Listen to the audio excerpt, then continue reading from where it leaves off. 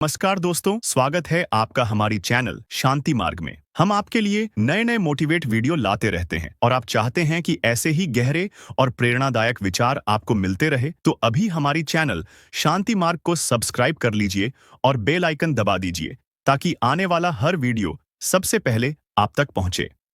साधकों, शांत रात का समय था। सारा संसार निद्रा में था, पर एक आत्मा जाग रही थी। भीतर कुछ बदल रहा था। मन में हलचल थी, शरीर में कंपन और एक अजीब सी शांति का तूफान। यह वही क्षण होता है जब भगवान किसी साधक को चुनते हैं। जब ईश्वर किसी आत्मा को अपने कार्य के लिए चुनते हैं तो संसार उसे नहीं पहचानता, पर प्रकृति पहचान लेती है। हवा का स्पर्श अलग लगता है, आंखों में एक अनकहा प्रकाश उतरने लगता है और भीतर कहीं यह अनुभूति होने लगती है, अब मैं वैसा नहीं रहा जैसा पहले था। साधकों, भगवान की दी हुई शक्ति कभी बाहर से नहीं आती, वह तो सदैव भीतर सुप्त रहती है, मूलाधार में कुंडलिनी के रूप में। और जब ईश्वर की कृपा होती है वह शक्ति धीरे धीरे उठने लगती है। लेकिन इस जागरण से पहले भगवान आत्मा की परीक्षा लेते हैं, कभी दुखों के रूप में, कभी मोह के रूप में, कभी तन्हाई के रूप में। क्योंकि जो दिव्यता को धारण करना चाहता है उसे पहले अपने भीतर के अंधकार को सहना पड़ता है। संकेत नंबर 1, शरीर में ऊर्जा का प्रवाह बदलने लगता है। यह पहला चमत्कारिक परिवर्तन होता है। साधक को लगता है कि शरीर जैसे किसी अदृश्य शक्ति से भर गया हो। कभी पीठ में गर्मी का संचार, कभी रीढ़ में हल्की कंपी, कभी ध्यान के समय सिर के ऊपर से ठंडी लहर गुजरती है। यह सब वही शक्ति है जो अब प्रवाहित हो रही है। इस अवस्था में व्यक्ति को लगता है कि वह सामान्य नहीं रहा। कभी बिना कारण ही आंखों में आंसू आने लगते हैं, कभी हृदय में असीम प्रेम और करुणा का सागर उमड़ पड़ता है। यह संकेत है कि तुम्हारे भीतर की दैवीय चेतना सक्रिय हो रही है। परंतु यही वह समय होता है जब साधक को सबसे अधिक संतुलन की आवश्यकता होती है, क्योंकि ऊर्जा जब उठती है तो पुराना अहंकार जलने लगता है। शरीर को कभी थकान, कभी हल्की जलन, कभी अजीब सी बेचैनी महसूस होती है। यह पीड़ा नहीं, यह शुद्धिकरण है। भगवान की शक्ति किसी अशुद्ध पात्र में नहीं ठहरती, इसलिए वह पहले शरीर, फिर मन और अंत में आत्मा को निर्मल करती है। शास्त्र कहते हैं, यदा देवा निवसति तदा शरीरम दिव्यम भवति। अर्थात जब देवता किसी में निवास करते हैं शरीर स्वयं दिव्य हो जाता है। इसीलिए जब भगवान की शक्ति किसी में उतरती है तो वह व्यक्ति बाहर से वैसा ही दिखता है, पर भीतर से वह अग्नि का सागर बन चुका होता है। एक ऐसी अग्नि जो पापों, भय और असत्य को भस्म कर देती है। संकेत नंबर 2, मन के विचार अचानक बदलने लगते हैं। जब ईश्वर चुनते हैं तो वे पहले मन का रूपांतरण करते हैं। साधक को अपने पुराने विचार, आदतें और इच्छाएं निरर्थक लगने लगती हैं। उसे अब वही अच्छा लगता है जो शुद्ध है, जो सत्य है, जो ईश्वरीय है। जहां पहले क्रोध आता था वहां अब क्षमा आ जाती है। जहां पहले भय था वहां अब समर्पण। यह परिवर्तन बिना किसी बाहरी प्रयास के होता है, क्योंकि शक्ति अब भीतर से निर्देश दे रही होती है। मन अब आदेश नहीं देता, वह एक उपकरण बन जाता है। आत्मा बोलती है, मन सुनता है। यही है ईश्वरीय चयन का दूसरा संकेत। जो साधक इस अवस्था तक पहुंचता है वह भीतर से जानता है कि अब कुछ नया शुरू हो गया है। सपनों में प्रकाश दिखाई देना, ध्यान में किसी दिव्य उपस्थिति का आभास या बिना कारण किसी ऊंची ऊर्जा का अनुभव, यह सब वही संकेत हैं कि भगवान अब तुम्हारे भीतर उतर चुके हैं। संकेत नंबर 3, शब्दों और विचारों में दिव्यता आने लगती है। जब ईश्वरीय शक्ति भीतर जागती है तो व्यक्ति के शब्द अब सामान्य नहीं रहते। उसके वचन में स्पंदन होता है। जो वह बोलता है वह लोगों के हृदय में उतर जाता है। उसके विचार अब केवल उसके नहीं रहते, वे भ्रम की धारा बन जाते हैं। भगवान जब किसी आत्मा को अपना दूत बनाते हैं तो सबसे पहले उसकी वाणी में कंपन भरते हैं। वह वाणी अब आशीर्वाद बन जाती है। वह बोले या मौन रहे, उसके आसपास एक शांत ऊर्जा फैलती है जिसे लोग दया आभा कहते हैं। यह वह बिंदु है जहां साधक अब स्वयं को साधक नहीं बल्कि माध्यम समझने लगता है। वह जानता है कि जो कुछ हो रहा है वह उसके द्वारा नहीं, ईश्वर के द्वारा हो रहा है। यह अनुभव सबसे गहरा और सबसे विनम्र बना देता है। तो साधकों, जब भगवान किसी को चुनते हैं तो यह चयन केवल कृपा नहीं होता, यह उत्तरदायित्व होता है, क्योंकि शक्ति के साथ परीक्षा भी आती है। जो साधक इस मार्ग पर चलता है उसे हर दिन स्वयं को शुद्ध करना पड़ता है। हर विचार को प्रेम में बदलना पड़ता है, यह शुरुआत है दिव्य शक्तियों के जागरण की, और आगे के 6 परिवर्तन जो शरीर, मन और आत्मा में प्रकट होंगे वही बताएंगे कि यह ईश्वरीय यात्रा किस गहराई तक पहुंची है। चलिए अब शुरू करते हैं। भाग 2, दैवीय ऊर्जा का उदय। जब कुंडलिनी चलने लगती है, यह भाग बताएगा कि भगवान की दी शक्ति कैसे शरीर में प्रवाहित होती है और साधक के भीतर क्या क्या बदलाव दिखने लगते हैं। जब भगवान किसी आत्मा को चुनते हैं तो पहले उसके भीतर शक्ति का प्रवाह बदल दिया जाता है। जो ऊर्जा पहले केवल सांसारिक कर्मों, इच्छाओं और चिंताओं में उलझी रहती थी, वह अब धीरे धीरे ऊपर उठने लगती है। यही वह क्षण होता है जब साधक के भीतर कुंडलिनी चलने लगती है। लेकिन यह चलना केवल शारीरिक नहीं होता, यह एक ब्रह्मांडीय घटना होती है। मानो किसी ने भीतर सोई हुई दिव्यता को जगा दिया हो।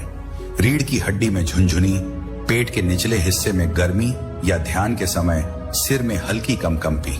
यह सब संकेत हैं कि भीतर की अग्नि अब जीवंत हो रही है।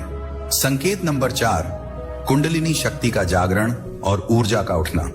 कुंडलिनी कोई कल्पना नहीं है, यह वही शक्ति है जो ब्रह्मांड को चला रही है, और जब वह मनुष्य में जागती है तो शरीर एक दैवीय उपकरण में बदल जाता है। भगवान जब किसी को चुनते हैं तो वे उसकी कुंडलिनी को ईश्वरीय आदेश देते हैं, अब जागो, अब सेवा का समय है। जागृत कुंडलिनी धीरे धीरे मूलाधार से ऊपर की ओर बढ़ती है। यह यात्रा 7 चक्रों से होकर गुजरती है। प्रत्येक चक्र एक परीक्षा है, एक द्वार है जहां साधक को अपनी अशुद्धियों को त्यागना पड़ता है। पहले चक्र पर मूलाधार में साधक को स्थिरता और विश्वास की परीक्षा होती है। भय और असुरक्षा की भावनाएं बार बार सामने आती हैं। कभी जीवन में अचानक अवरोध आते हैं, कभी बिना कारण गहरी बेचैनी। यह सब संकेत हैं कि मूलाधार शुद्ध हो रहा है। जब साधक भय पर विजय पा लेता है तो भीतर स्थिरता आती है और वहीं से कुंडलिनी ऊपर की ओर बढ़ती है। दूसरा चक्र स्वाधिष्ठान, जहां भावनाएं, इच्छाएं और संवेदनाएं रहती हैं। यहां कुंडलिनी सबसे कठिन परीक्षा लेती है, क्योंकि शक्ति तभी ऊपर उठेगी जब साधक मोह से मुक्त होगा। यहां कई बार शरीर में कंपन, सपनों में जल या नाक देखने के अनुभव होते हैं। ये सभी प्रतीक हैं कि ऊर्जा शुद्ध हो रही है। भगवान की कृपा से जब साधक इस स्तर को पार कर लेता है तो उसकी इच्छाएं धीरे धीरे सेवा और प्रेम में बदल जाती हैं। अब उसका आनंद किसी वस्तु में नहीं बल्कि दूसरों की सहायता में मिलने लगता है।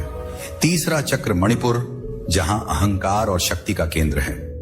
यहां साधक के भीतर आग जलती है, कभी गुस्से के रूप में, कभी आत्मविश्वास के रूप में।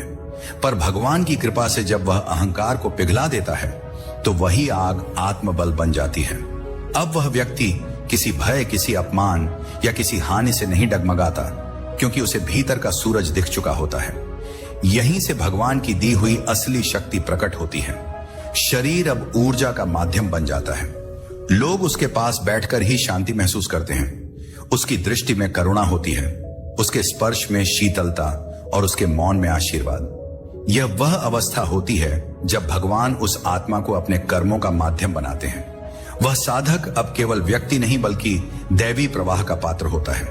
संकेत 5, दिव्य प्रकाश और आभा का अनुभव। जब कुंडलिनी ऊपर उठने लगती है तो साधक के चारों ओर एक सूक्ष्म आभा बनने लगती है। कभी लोग कहते हैं तुम्हारे चेहरे पर अजीब सी चमक है। कभी ध्यान में अपने चारों ओर हल्का सुनहरा या नीला प्रकाश दिखाई देता है। यह वही दैवी तेज है जो ईश्वर की उपस्थिति का प्रमाण होता है। शास्त्रों में इसे तेज शरीर कहा गया है। इस अवस्था में साधक का शरीर अब केवल शरीर नहीं रहता, वह प्रकाश का पात्र बन जाता है। भगवान स्वयं उस शरीर में निवास करने लगते हैं। साधक का हर श्वास अब जप बन जाता है, हर दृष्टि अब आशीर्वाद और हर कर्म अब सेवा। कभी कभी इस चरण में साधक को तीव्र ऊर्जात्मक अनुभूतियां होती हैं। सिर के ऊपर कंपन, आंखों में दिव्य प्रकाश या कानों में आकाशीय ध्वनियां, ओम की अनुगूंज। ये सब वही संकेत हैं कि अब भीतर भ्रम की तरंगें चल रही हैं। लेकिन यह शक्ति किसी खेल के लिए नहीं है। यह केवल उन्हीं के पास टिकती है जो नम्र, निर्मल और निस्वार्थ रहते हैं। साधकों भगवान शक्ति इसलिए नहीं देते कि साधक दूसरों पर प्रभाव जमाए।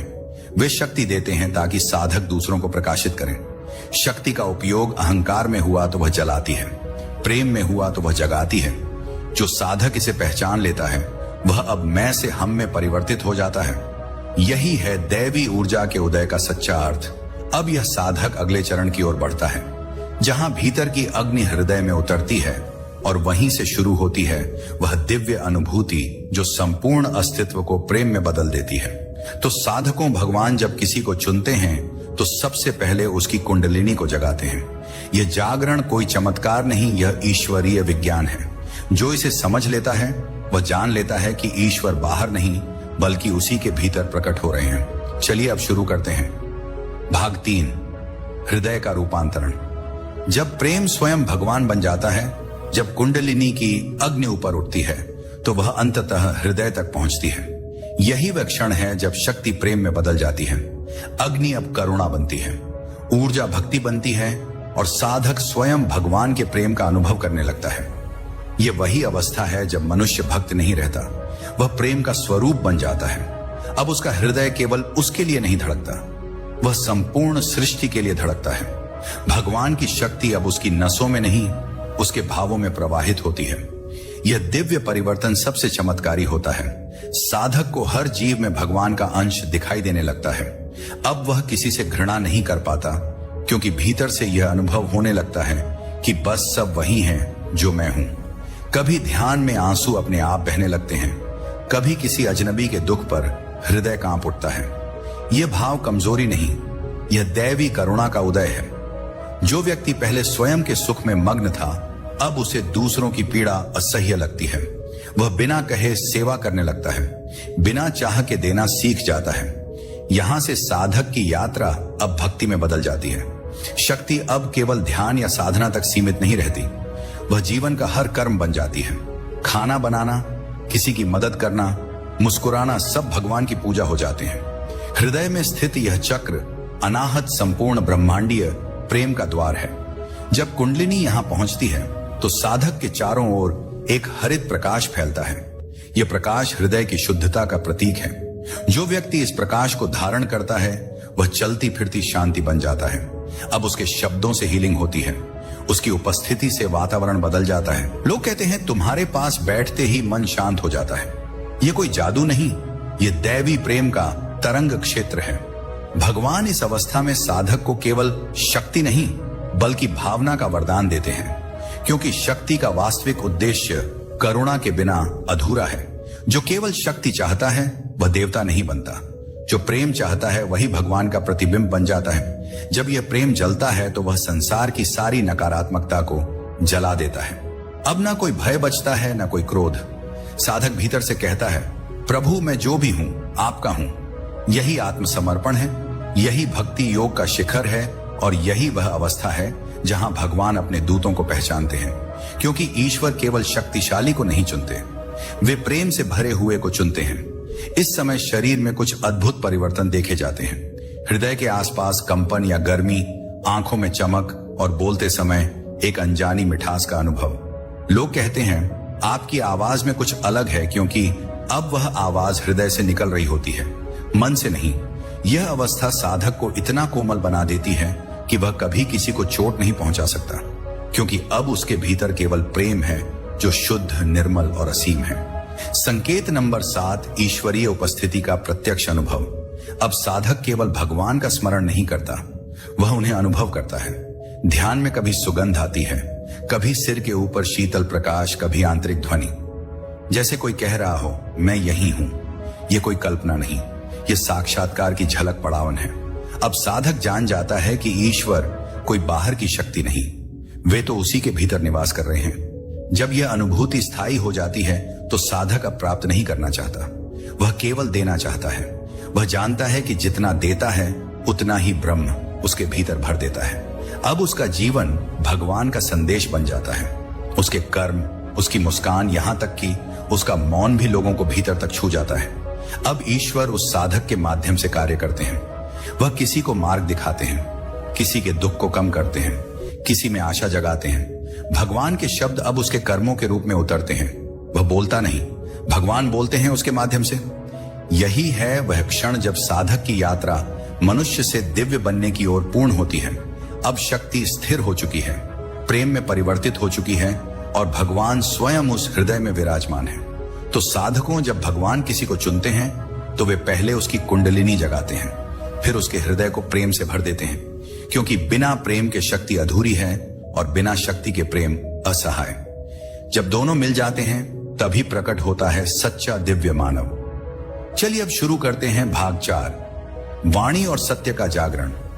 जब ईश्वर बोलते हैं तुम्हारे माध्यम से, यह भाग बताएगा कि विशुद्ध चक्र के जागरण के बाद साधक की वाणी कैसे भ्रम की आवाज बन जाती है और उसके शब्द संसार में परिवर्तन लाने लगते हैं। साधकों जब ईश्वर किसी आत्मा को चुनते हैं तो उसके माध्यम से वे बोलना शुरू करते हैं।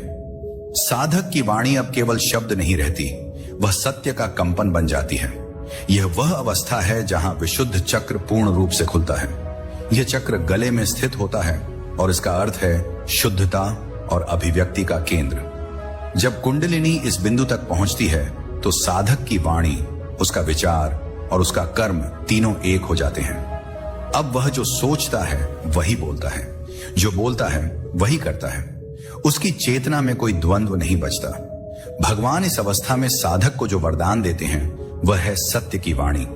वह व्यक्ति अब झूठ नहीं बोल सकता, भले ही उसे सत्य से नुकसान क्यों ना हो, क्योंकि भीतर की दिव्यता झूठ को स्वीकार ही नहीं करती। अब उसके शब्द आशीर्वाद की तरह होते हैं। वह बोले तो ब्रह्मांड सुनता है, वह मौन रहे तो प्रकृति झुकती है।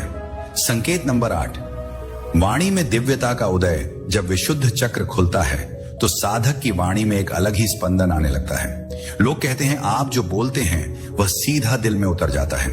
यह कोई भाषण कौशल नहीं, यह दैवी शक्ति का संचार है।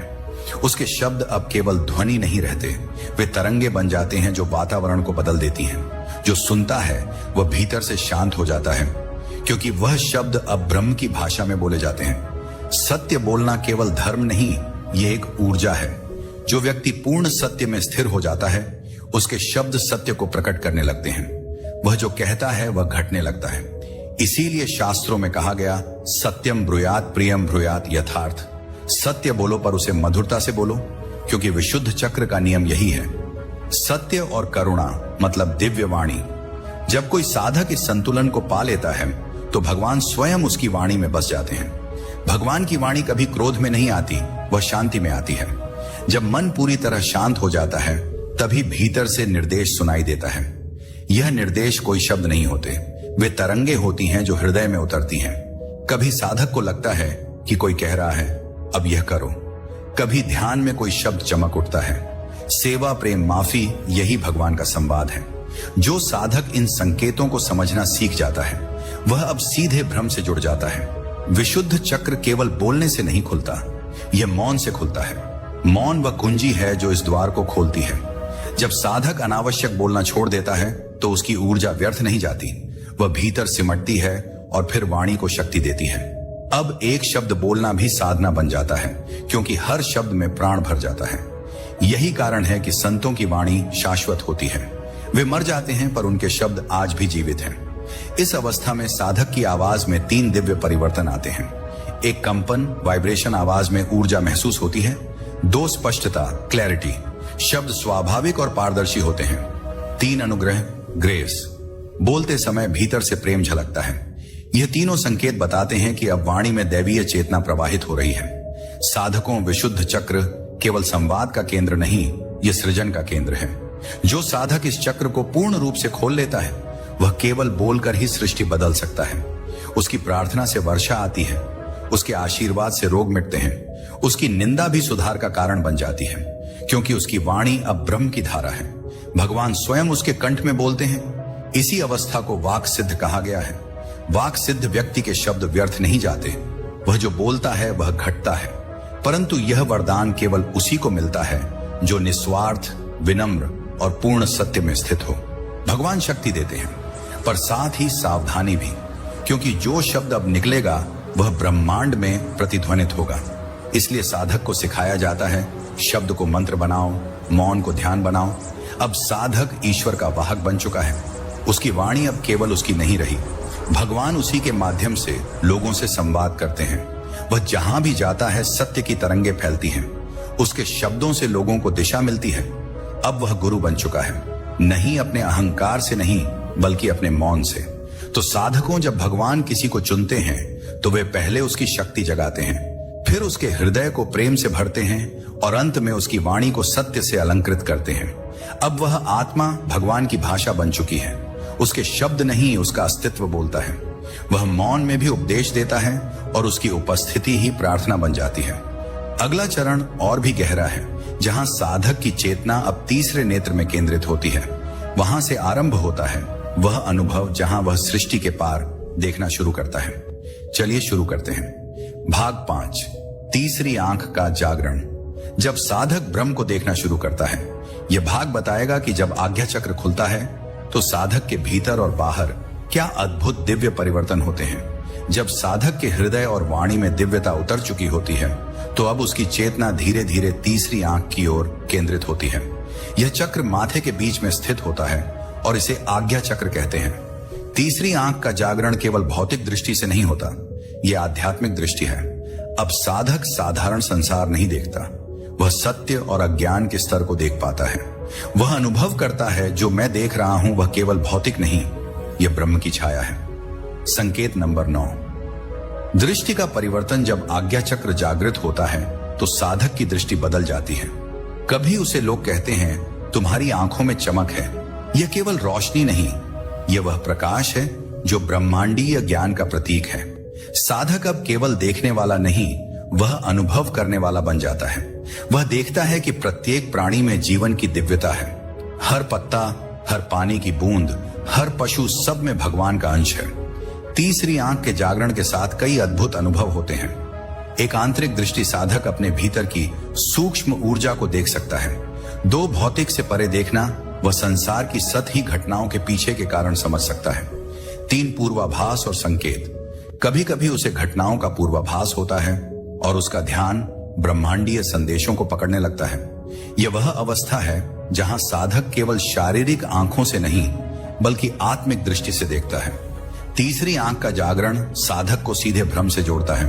अब वह अनुभव करता है कि सभी घटनाएं और सभी प्राणी उसी की दिव्यता का हिस्सा हैं। उसके भीतर असीम शांति और ज्ञान का सागर उमड़ने लगता है। कभी ध्यान करते समय उसे लग सकता है सारी सृष्टि मेरे भीतर है और मैं उसके भीतर। यह अनुभव मनुष्य को भीतर से विनम्र और निर्मल बना देता है। तीसरी आंख के सक्रिय होने पर शरीर में ऊर्जा का प्रवाह अद्भुत रूप लेता है। कभी सिर में हल्की गर्मी, कभी गर्दन और रीढ़ में कंपन, कभी आंखों के पीछे प्रकाश या जलन। यह संकेत है कि साधक की चेतना ऊंचाई पर पहुंच चुकी है। यह केवल शरीर नहीं बदलता, यह विचार, भावना और आत्मा को भी बदल देता है। साधक अब केवल ज्ञान प्राप्त नहीं करता, वह ज्ञान का स्रोत बन जाता है। उसके आसपास लोग सहज ही शांति अनुभव करते हैं। जो भी उसके पास बैठता है उसका मन स्वतः स्थिर और शांत हो जाता है। तीसरी आंख साधक को निर्णय लेने की दिव्य क्षमता भी देती है। अब वह किसी भी परिस्थिति में भय या भ्रम से नहीं डगमगाता। वह देख सकता है क्या सच्चाई है और क्या भ्रम। संकेत नंबर 10, ब्रह्मांडीय एकता का अनुभव। तीसरी आंख के जागरण के बाद साधक अनुभव करता है कि सभी सीमाएं मिट गई हैं।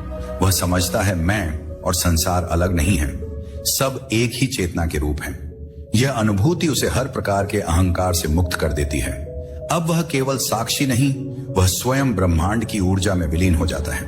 तो साध को तीसरी आंख का जागरण साधक को उस स्थिति में ले जाता है जहां वह केवल देखता नहीं बल्कि अनुभव करता है। अब वह हर जीव में दिव्यता देख सकता है, हर घटना में ईश्वर को पहचान सकता है। यह अवस्था भगवान की दी गई 7 दिव्य शक्तियों का सबसे अद्भुत रूप है। साधक अब पूर्ण रूप से जागृत और दिव्य हो चुका है। चलिए अब शुरू करते हैं भाग 6, उच्चतम चेतना का अनुभव।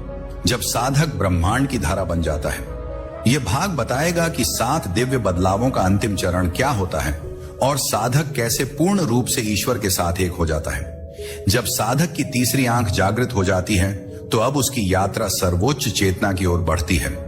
यह वह अवस्था है जहां साधक केवल देखने या अनुभव करने वाला नहीं रहता, वह सृष्टि का हिस्सा बन जाता है। यह चरण 7 दिव्य बदलावों का परिणाम और अंतिम सत्य है। साधक अब अनुभव करता है कि मैं और ब्रह्मांड अलग नहीं है, मैं वही हूं और वही मैं हूं। संकेत नंबर 11, शरीर और मन का दिव्य संचार। उच्चतम चेतना के अनुभव में साधक का शरीर और मन पूर्ण रूप से ऊर्जा का माध्यम बन जाते हैं। कभी रीढ़ में हल्का झुंझुना, कभी हाथ पांव में ऊर्जा का संचार, कभी हृदय में गर्मी या ठंडक। ये सब संकेत हैं कि साधक की आत्मा अब संपूर्ण ऊर्जा धारा में बह रही है। शरीर अब केवल भौतिक अस्तित्व नहीं रहा, यह ऊर्जा का वाहक बन चुका है। मन अब स्थिर और निर्मल है। विचार केवल ब्रह्मांडीय ज्ञान से उत्पन्न होते हैं। संकेत 12 चेतना का विस्तार, उच्चतम चेतना का अनुभव साधक को आत्मिक विस्तार की स्थिति में ले जाता है। अब वह अपने भीतर सीमाएं महसूस नहीं करता, वह अनुभव करता है मैं हर जगह हूं, मैं हर जीव में हूं, मैं हर घटना में हूं। यह अवस्था साधक को पूर्ण निर्मलता और नम्रता सिखाती है। जो पहले अहंकार और भय से जकड़ा था, वह अब केवल प्रेम और प्रकाश का प्रतीक बन जाता है। अब साधक अपने चारों ओर केवल शांति देखता है। कभी वह ध्यान करता है तो उसके भीतर असीम आनंद और शांति भर जाती है। कभी वह चलकर चलता है तो उसका कदम धरती को प्रणाम करता हुआ प्रतीत होता है। साधक अब केवल अपने लिए नहीं, संपूर्ण सृष्टि के लिए जीवित है। भगवान की शक्ति अब उसके माध्यम से बहती है। उसकी दृष्टि, उसकी वाणी, उसके कर्म सब एक दिव्य धारा बन चुके हैं। संकेत नंबर 13, ब्रह्मांडीय समरसता का अनुभव। उच्चतम चेतना में साधक अनुभव करता है कि सभी प्राणी, सभी तत्व, सभी घटनाएं एक ही चेतना का हिस्सा हैं। अब उसे कोई दुख, क्रोध या मोह नहीं दिखाई देता, वह केवल साक्षी बन जाता है। सभी चीजें उसके भीतर और उसके बाहर समान प्रतीत होती हैं। इस अवस्था में साधक पूर्ण दिव्यता का अनुभव करता है। तो साधकों 7 दिव्य शक्तियों का पूर्ण समावेश है।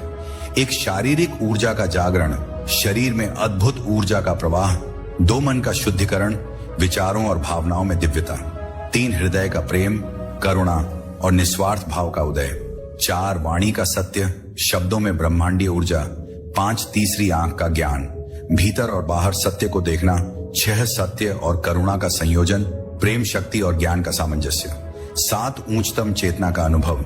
साधक स्वयं ब्रह्मांड की धारा बन जाता है। ये 7 परिवर्तन साधक को संपूर्ण दिव्यता की ओर ले जाते हैं। तो साधकों जब भगवान किसी को चुनते हैं तो वे केवल शक्ति नहीं देते, वे संपूर्ण जीवन का मार्गदर्शन देते हैं। साधक अब केवल अपने लिए नहीं, संपूर्ण सृष्टि के लिए जीवित है। उसकी दृष्टि में प्रेम, उसकी वाणी में सत्य, उसके कर्मों में दिव्यता प्रवाहित होती है। यह अंतिम चरण है जहां साधक ईश्वर के साथ पूर्ण एकता में पहुंच जाता है। चलिए अब शुरू करते हैं भाग 7, समापन और जीवन में इन शक्तियों का प्रयोग। यह भाग बताएगा कि साधक ने ये सभी शक्तियां प्राप्त कर ली हैं और अब उन्हें जीवन में कैसे प्रयोग करना चाहिए ताकि यह दिव्यता स्थायी रहे। 7 दिव्य परिवर्तन और कुंडलिनी जागरण की यात्रा अब पूर्ण हो चुकी है। साधक अब केवल शक्तिशाली या ज्ञानी नहीं रहा, वह संपूर्ण दिव्यता का पात्र बन चुका है। लेकिन यही अंत नहीं है। भगवान ने जो शक्ति दी है वह केवल सिद्ध का माध्यम नहीं, बल्कि सर्वसाधारण के कल्याण का साधन है।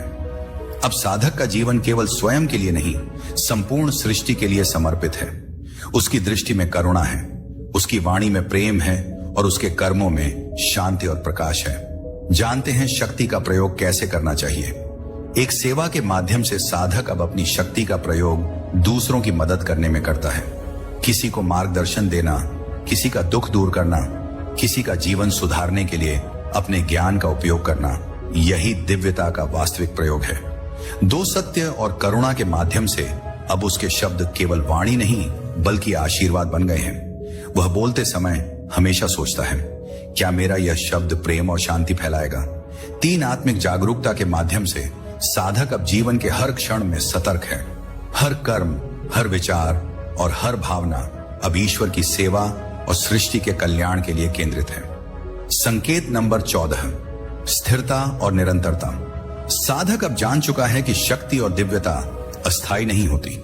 यदि उनका सही प्रयोग किया जाए, इसके लिए आवश्यक है नम्रता, अहंकार का त्याग, निरंतर साधना मतलब ध्यान और प्राणायाम का अभ्यास, सत्यता मतलब हर शब्द और कर्म में शुद्धता, करुणा मतलब प्रत्येक जीव के प्रति प्रेम और सहानुभूति। जब ये 4 गुण जीवन में स्थिर हो जाते हैं तो दिव्यता स्थायी हो जाती है। इन 7 शक्तियों का प्रयोग जीवन में सही दिशा में करना ही ईश्वर की कृपा और दिव्यता का वास्तविक अनुभव है। साधुओं भगवान जब किसी को चुनते हैं तो वे केवल शक्ति नहीं देते, वे जीवन का मार्गदर्शन देते हैं। साधक अब केवल अपने लिए नहीं, संपूर्ण सृष्टि के लिए जीता है। उसकी दृष्टि में प्रेम, उसकी वाणी में सत्य, उसके कर्मों में प्रकाश और सेवा प्रवाहित होती है। यह वह अवस्था है जहां साधक पूर्ण रूप से ईश्वर का दूत, प्रेम का वाहक और दिव्यता का प्रकटक बन जाता है। 7 दिव्य बदलाव: शारीरिक, मानसिक, हृदयवाणी, तीसरी आंख और चेतना का जागरण साधक को केवल एक मानव से दिव्य मानव में परिवर्तित करते हैं। इस दिव्यता का सही प्रयोग जीवन में कर पाना ही ईश्वर के द्वारा दी गई शक्ति का वास्तविक फल है, और यही वह मार्ग है जहां साधक अपने जीवन को ब्रह्मांडीय प्रेम, ज्ञान और प्रकाश का स्रोत बना देता है।